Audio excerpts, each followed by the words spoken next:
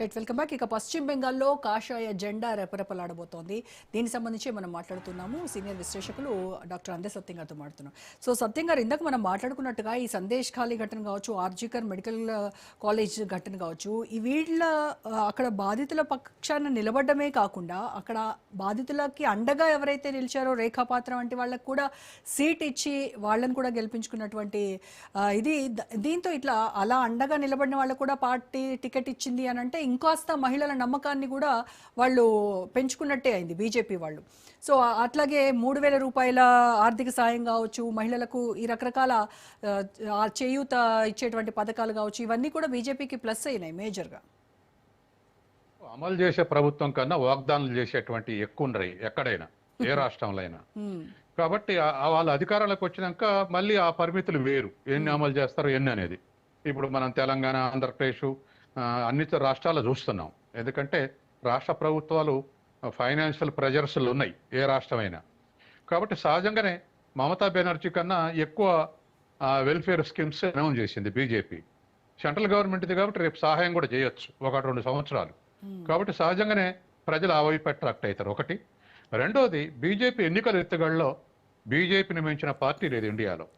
ఎందుకంటే ఎక్కడ సెలబ్రిటీ ఉంటే అక్కడ ఆ సెలబ్రిటీ రెస్పెక్ట్ ఇవ్వటం, పార్టీలో చేర్చుకోవటం, టికెట్ ఇవ్వటం. తర్వాత ఎక్కడ ఎవరైనా చురుకైన పాత్ర ఇస్తే, ఇప్పుడు మనం పాత్ర అన్నారు మీరు, ఆ పాత్రకు కూడా టికెట్ ఇవ్వటం అనేది గొప్ప డెసిషన్ కదా. తర్వాత యూత్ వైపు యంగ్స్టర్స్ వైపు రాజకీయ నాయకుల వైపు అట్రాక్ట్ అవుతుర్రు. కాబట్టి మనం ఒక యూత్ను కూడా ఎక్స్పోజ్ చేయాలన్నప్పుడు ఆల్ ఇండియా అధ్యక్షుడిగా ఇవాళ నవీన్ ఒక 50 ఏళ్ల కుర్రాన్ని అధ్యక్షుని చేశారు కదా. కాబట్టి ఇటువంటి ఎత్తుగల దృష్ట్యా ఏవైతే మార్పులు వస్తున్నాయో ఆ మార్పులన్నీ ఇంటర్లైజ్ చేసుకుంటుంది, పొరపాటుని సరిదిద్దుకుంటే. ఉదాహరణకు కర్ణాటకలో బీజేపీ ఓడిపోగానే ఒక అగ్రనాయకుడు, పేరు గుర్తు రావట్లేదు, వచ్చి బెంగళూరులో ఒక స్టేట్మెంట్ ఇచ్చాడు. మాకు హిందుత్వ ఎజెండా సరిపోలేదు కర్ణాటకలో, భవిష్యత్తులో సోషియో ఎకనామిక్ ఎజెండా కూడా ముందుకు తీసుకురావాల్సిన అవసరం ఉంది అన్నాడు. ఆ ప్రకారమే మహారాష్ట్ర మహిళలకు సహాయం, బీహార్లో మహిళలకు సహాయం, ఇవాళ బెంగాల్ అటువంటి స్కీమ్స్, అట్లా సోషియో ఎకనామిక్ ఇష్యూస్ని ముందుకు తీసుకొచ్చి హిందుత్వతో మిక్స్ చేస్తున్నారు. కాబట్టి ఒకటే ఎజెండా మీద పోతే ఫెయిల్యూర్ అయినాం కర్ణాటకలో అని చెప్పేసి మిగతా రాష్ట్రాలు సర్దుకొని అమలు చేస్తున్నారు. అట్లా రెక్టిఫై చేసేటువంటి విధంగా వాళ్ళు ప్రయత్నం చేస్తున్నారు. ఎక్కడ లిజెండ్స్ ఉంటే, ఎక్కడ సెలబ్రిటీస్ ఉంటే వాళ్ళని ఇంక్లూడ్ చేసుకుంటున్నారు. వాళ్ళకి రెస్పెక్ట్ ఇవ్వటం, వాళ్ళని ఎక్స్పోజ్ చేయటం. ఎక్కడో మనం ఊహిస్తామా, ఎక్కడో మారుమూల ప్రాంతంలో కేరళలో ఉన్నటువంటి పిటి ఉషాని తీసుకొచ్చి all India sports authority chairman గా చేశారు గత ఎన్నికల్లో కేరళ ఎంట్రీ కావటానికి. కాబట్టి అటువంటి దూరదృష్టితోటి బీజేపీ వర్క్ చేస్తుంది కాబట్టి ఇవాళ సక్సెస్ అవుతుంది. అందుకే న్యూట్రల్స్ కూడా, కొంతమంది న్యూట్రల్స్ కూడా అటువంటివి చూసి అట్రాక్ట్ అవుతారు. సిద్ధాంత వ్యతిరేకత లేదా సిద్ధాంత పరిమితులు ఉన్నా ఇటువంటివి చూసి ఇవాళ బీజేపీకి న్యూట్రల్స్ ఉన్నటువంటి వాళ్ళు బీజేపీకి ఫేవర్ గా మారుతారు. And more over booth level management కూడా వాళ్ళు చాలా అద్భుతంగా చేశారేమో.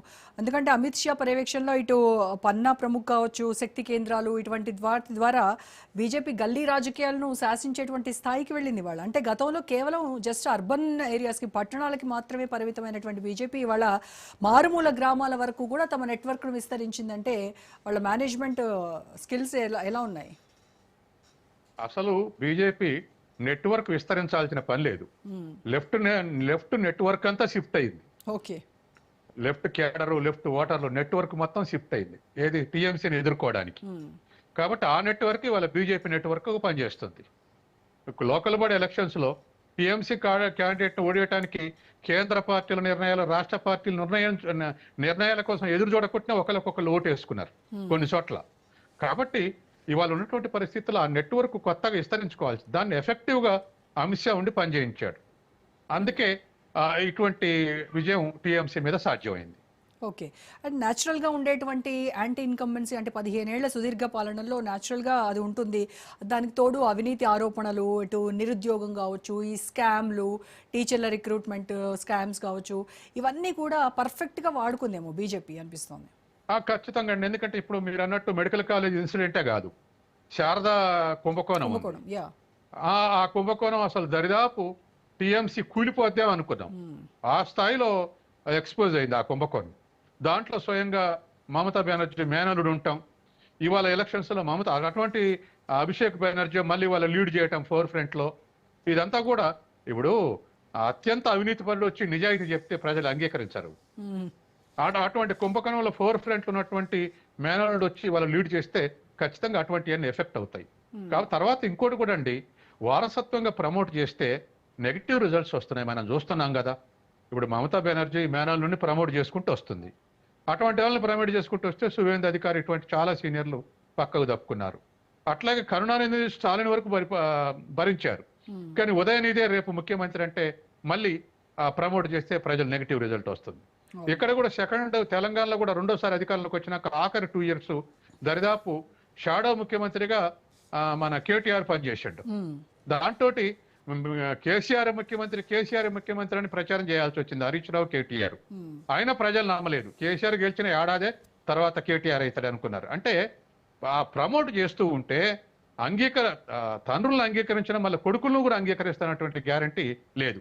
అట్లాగే ఇక్కడే కాదు, కేరళ కూడా విజయన్ పెద్ద పోరాట యోధుడు, కానీ ఆయన మేనల్లుడు తర్వాత ఆయన అల్లుడు స్వయంగా ఎదిగినప్పటికీ అటువంటి అనుమానాలు కూడా న్యూట్రల్ ఓటర్స్ లో వస్తాయి. వాళ్ళ చుట్టే బంగారు దిగుమతి కుంభకోణం ఇంకా ఇటువంటి ఆరోపణలు రావటంతో మనం ఇవాళ త్రూఅవుట్ ఇండియా చూస్తే ఇట్లా ప్రమోట్ చేస్తే నెగిటివ్ రిజల్ట్స్ వస్తున్నాయి. అందుకని అది జాగ్రత్తగా సబ్స్టిట్యూట్ అంటే చేయాల్సిన మెల్లమెల్లగా ఈ కుటుంబ పాలన పైన ప్రజలు తిరుగుబాటుకు సిద్ధమవుతున్నారు అనేది అయితే అర్థమవుతోంది. ఎందుకంటే ఈ మార్పు కూడా మంచిదేనేమో. ఎందుకంటే అధికారం నెత్తికెక్కి తామే సర్వస్వం, మేము చెప్పిందే వేదం అనుకునేటువంటి వాళ్ళందరికీ ప్రజలు గట్టిగానే బుద్ధి చెప్తా ఉన్నారు. క్షేత్రస్థాయిలో వాస్తవాలు